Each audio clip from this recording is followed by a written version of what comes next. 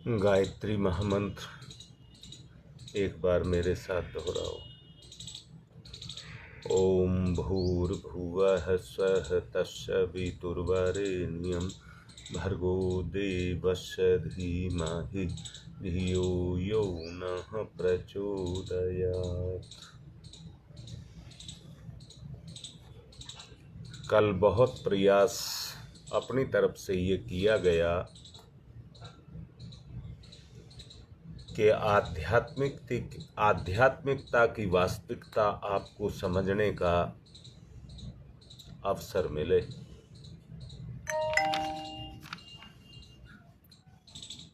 और उसको बताने के लिए मैंने कहा था, एक बच्चा अपनी मां को ढूंढता रहता है। एक बच्चा अपनी मां को ढूंढता रहता है। मां मिल जाती है तो उसे तसल्ली होती है और शांत रहता है। इस उदाहरण के माध्यम से आप अपनी और अपने भगवान की, भगवान माने मां,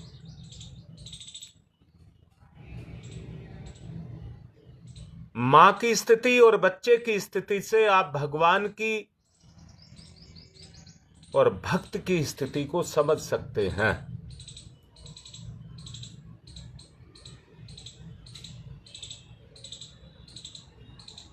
जीवन भाव, संवेदना, करुणा, सेवा, व्यवहार, परंतु इसके बाद पुरुषार्थ, इसके बाद पुरुषार्थ, इसका समुच्चय है।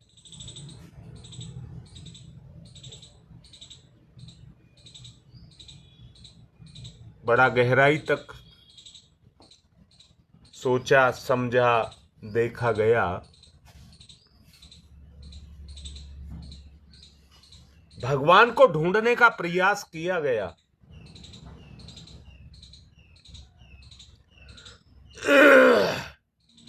मुझे एक बात समझ आई, इंद्रियों की एक शक्ति वो है जो संसार में क्रियाशील होकर के भगवान पर अपने प्रभाव को डालती है।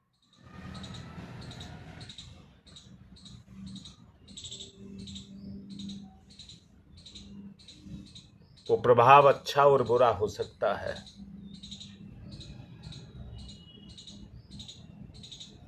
अनुभूति के द्वारा उसको अनुभव किया जाता है।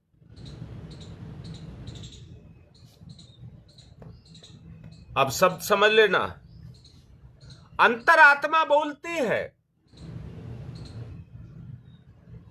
जो बोलती है वो अंतरात्मा।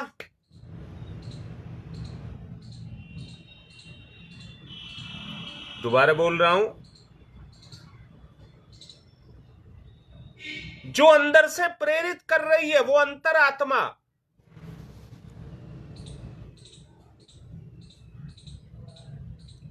उस प्रेरणा की प्रतिक्रिया के फलस्वरूप जो कर्म हो रहा है वो गुरु की साकार प्रेरणा के रूप में संसार में काम कर रही है।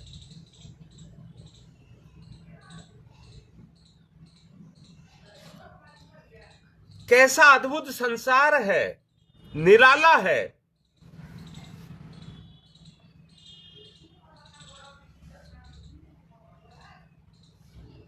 जीवन रंग बिरंगे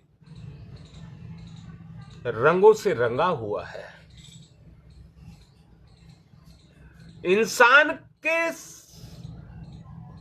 शरीर में रह करके ही जीवात्मा इन अनुभवों को प्राप्त कर सकती है।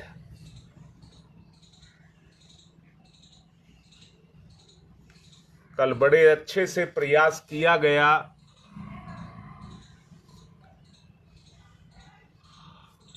वहां लोभ और मोह के बारे में कल बताया गया था।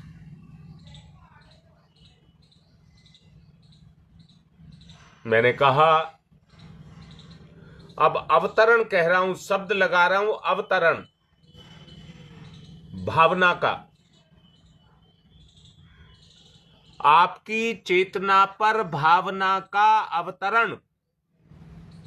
कहते हैं भाव में भगवान बंधा है। भाव में भगवान बंधा है। भावना से संवेदना का जागरण है और संवेदना से करुणा का जागरण है। करुणा से सेवा का जागरण है। सेवा से व्यवहार बनता है। व्यवहार पुरुषार्थ बनता है। एक कड़ी है।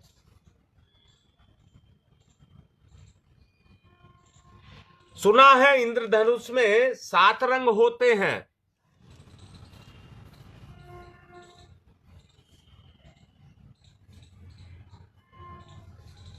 परंतु जीवन के भी 7 रंग है। संवेदना नहीं, भावना, संवेदना, करुणा, सेवा, व्यवहार और अंत में पुरुषार्थ या कर्म।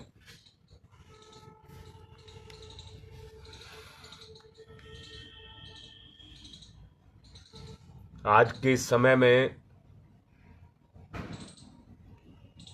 विज्ञान ने अपनी प्रगति की है और आदमी ने अद्भुत क्षमताएं प्राप्त की हैं। अद्भुत क्षमताएं प्राप्त की हैं जिसका आकलन नहीं किया जा सकता।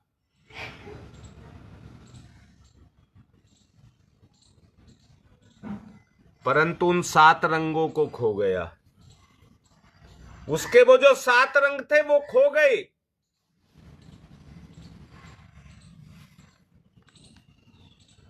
क्योंकि हमने अपने जीवन को एक पक्षीय और एकांगी कर दिया। एक पक्षीय और एकांगी कर दिया।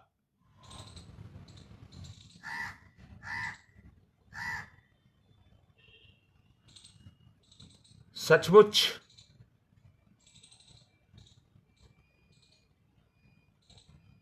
हमें चेतना की वास्तविकता समझ नहीं आ रही है।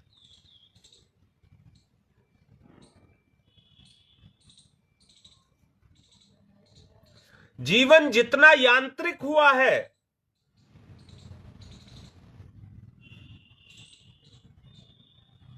संभवतः उतना ही वो स्वार्थी भी हुआ है। भाव संवेदनाओं के जाने का कारण और कोई नहीं है। भाव, संवेदना, करुणा, सेवा, व्यवहार, पुरुषार्थ, ये गए हैं तो और किसी कारण से नहीं।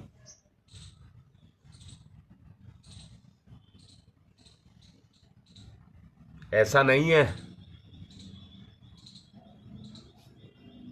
कि आदमी भगवान की शरण में नहीं है। घोर विपत्तियों का कारण बन गया।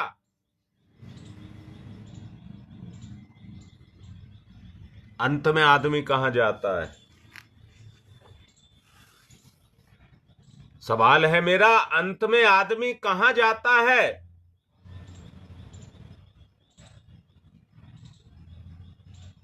एक पक्षीय, एकांगी व्यवहार शुरू हो गया।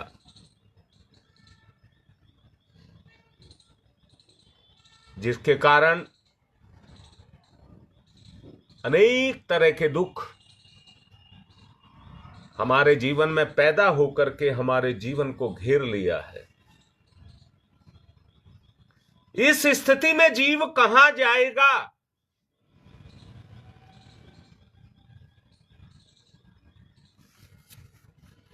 बेटा पवन, सच को देखो, जब आदमी चारों तरफ से घिर जाता है तो उसे भगवान ही भगवान नजर आता है।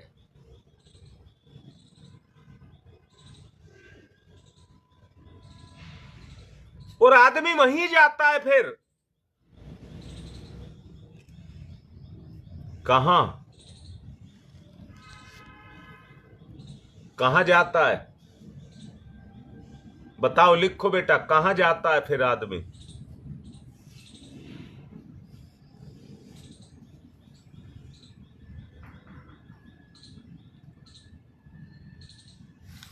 बेटा यही कहोगे, भगवान के पास जाता है, दुख में, पीड़ा में।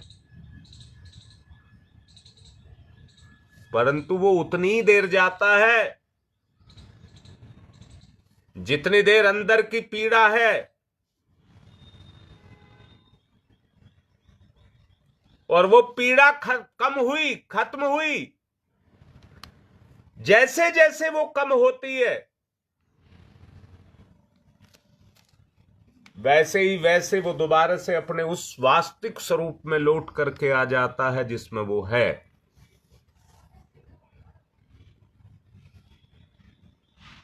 पिछले दिनों मैंने 2 शब्द बोले थे, तप और तितिक्षा।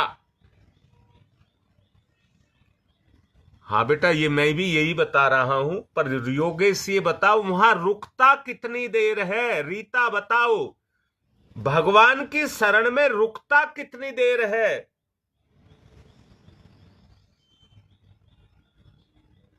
मैंने बोला है अभी, भावना। अब मुझे बताओ, भगवान कहां है?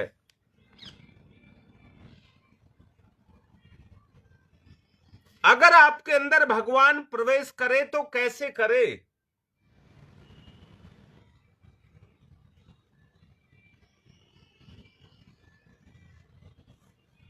राममूर्ति, यात्रा तो हर कोई जीव अपनी पूरी कर रहा है, चेतना उसको साथ लेकर के चल रही है।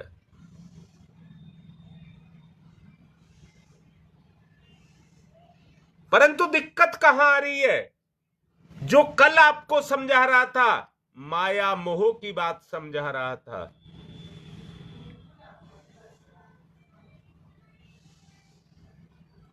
पवन एक बात देख बेटा, भावना, संवेदना, करुणा, सेवा, मैं ये 7 के 7 गुणों को कह रहा हूं।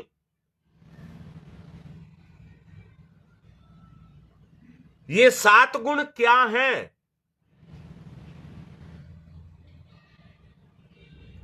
इन 7 गुणों में कौन बैठा है?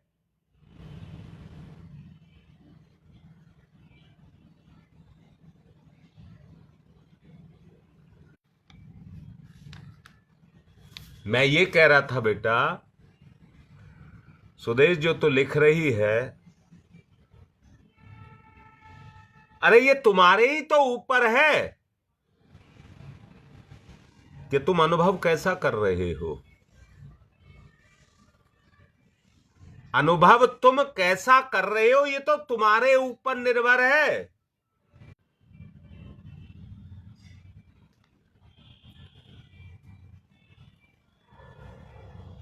पवन, बात समझ आ रही है बेटा?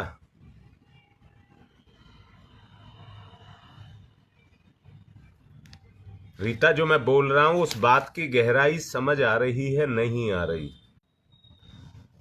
आपको ध्यान हो, मैंने एक बात कही थी, आपके जीवन में 5 तत्व हैं शरीर में।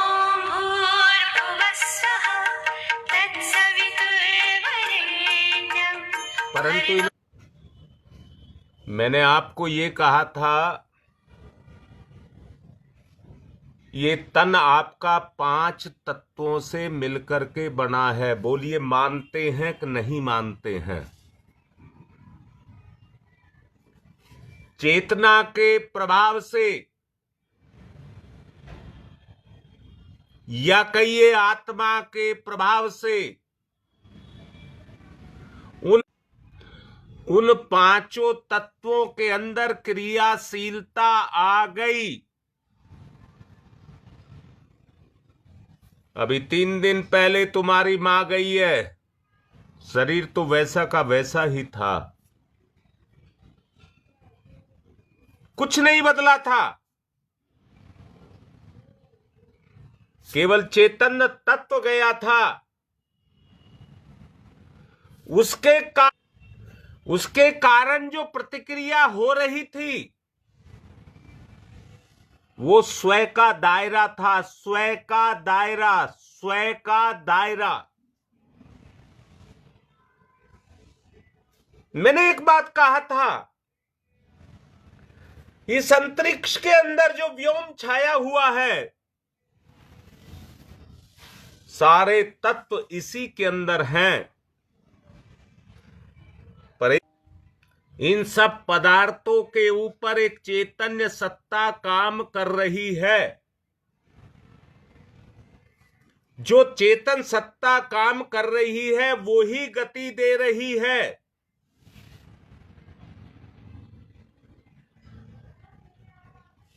वो ही गति दे रही है।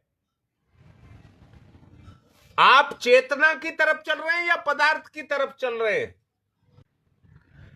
ये स्वयं का दायरा है, स्वयं का दायरा।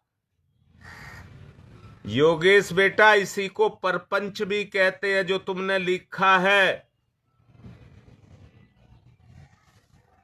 चेतना की गति तो हो रही है, पर हमें उस नरक में, परपंच में लेकर के जा रही है। मैंने ही कहा था,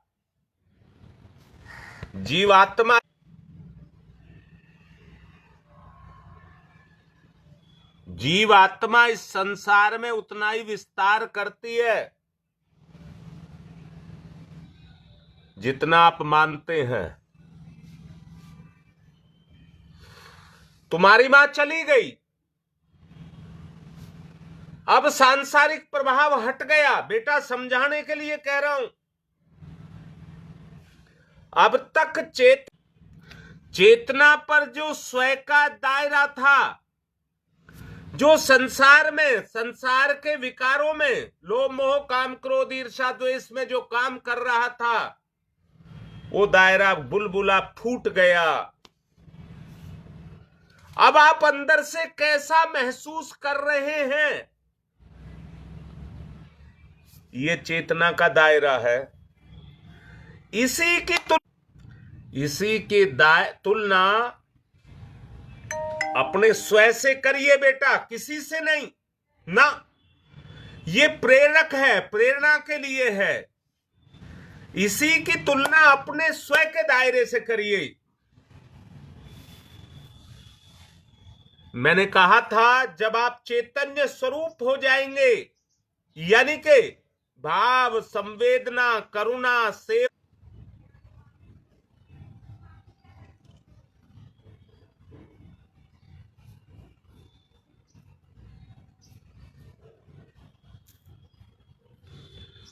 ये जो स्वयं का दायरा है, अगर इससे आप बाहर निकलना चाहते हैं तो जो आकाश तत्व है उसका विस्तार करना पड़े। मैंने एक बात आपसे कही थी, अगर अपने स्वयं के दायरे को बढ़ाना चाहते हो तो आत्मसम्मान को बढ़ाना होगा। मैं तो ये कहना चाहूंगा, अरे अगर मर करके ही हमारा भला कर सके, तुम्हारी मां ने अपना शरीर छोड़ा है, उन्होंने अपने शरीर को छोड़ा है, परंतु याद रखना, ये खेल नहीं है। अगर उन्होंने बंधनों को मिटाया, हम तारीफ करते रहे, उनकी प्रशंसा करते रहे, तो उस प्रशंसा से उनको कुछ मिलने वाला नहीं है। जो मिलेगा वो वास्तविकता से ही मिलेगा। वास्तव में चेतना का स्तर क्या था? अब जो आप शरीर छोड़ने के बाद उनका मूल्यांकन करेंगे तो पता लगेगा कि उनका स्तर क्या था। जब आपकी भाव संवेदनाएं काम करेंगी, वो आपका सूक्ष्म शरीर है, जब वो काम करेगा तो उसका प्रभाव जाकर के उनके सूक्ष्म शरीर के ऊपर अपने प्रभाव को डालेगा, और जितना प्रभाव पड़ेगा, ये चेतना पर चेतना का प्रभाव है, और जितना वो प्रभाव जाएगा, जितना आत्मसम्मान आपके अंदर से निकलेगा। मैं इसलिए नहीं कह रहा हूं कि मैं किसी एक व्यक्ति के लिए कह रहा हूं, ये संपूर्ण परिवार एक सूत्र में बंध जाए। हमें दर्द, हमें पीड़ा, हमें कष्ट देती है, परंतु देती है तो संवेदना नहीं जगाती क्या? संवेदना नहीं जगाती क्या? गुण कभी मरने नहीं देता है।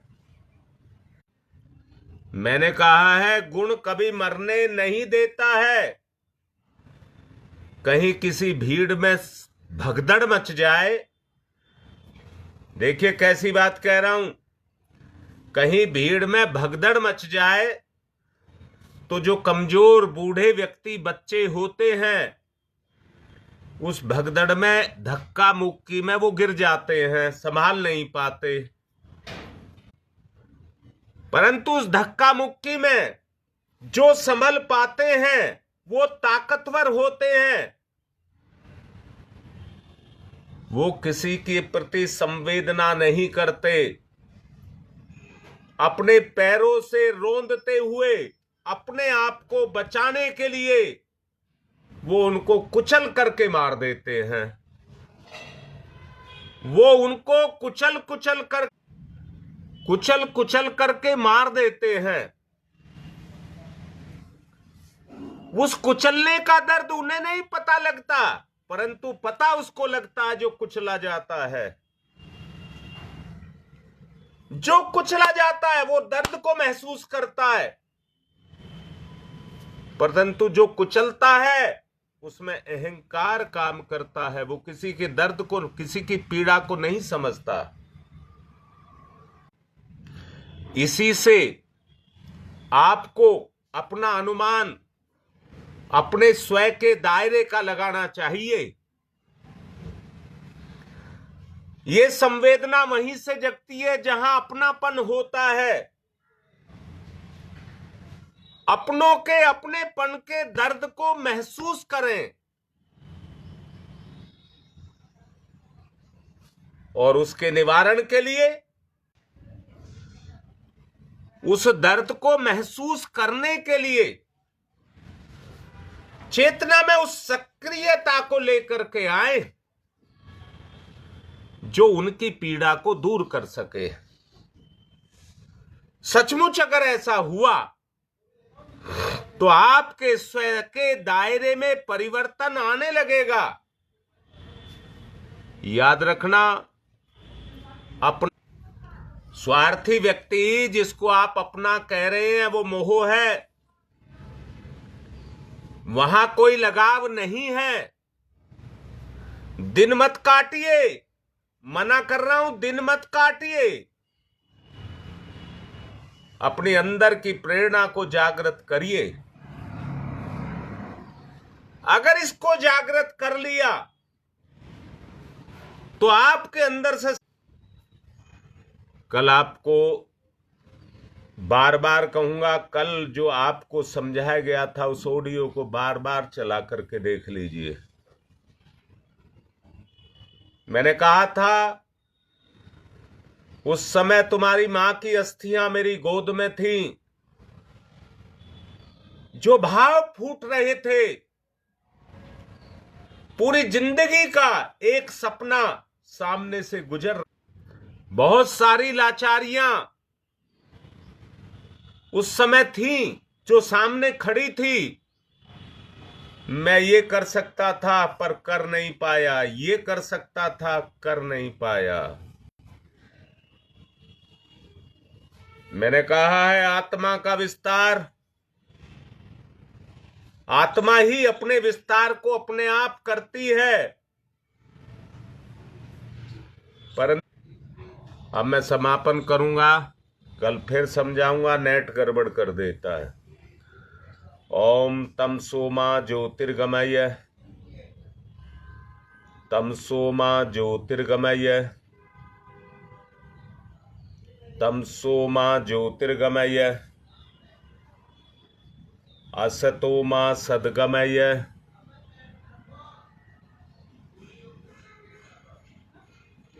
असतो मा मृत्योर्मा मृतम गमय, मृत्योर्मा मृतम गमय, मृत्योर्मा मृतम गमय, तमसो मा तमसो मा तमसो मा ज्योतिर्गमय, ज्योतिर्गमय, ज्योतिर्गमय, असतो मा अस्तो मा अस्तो मा सद्गमय, सद्गमय, सद्गमय, मृत्योर्मा मृत्योर्मा मृत्योर मृत्योर्मा मृत्योर्मा मृत्योर्मा मृतम गमय, अमृतम गमय, अमृतम गमय है।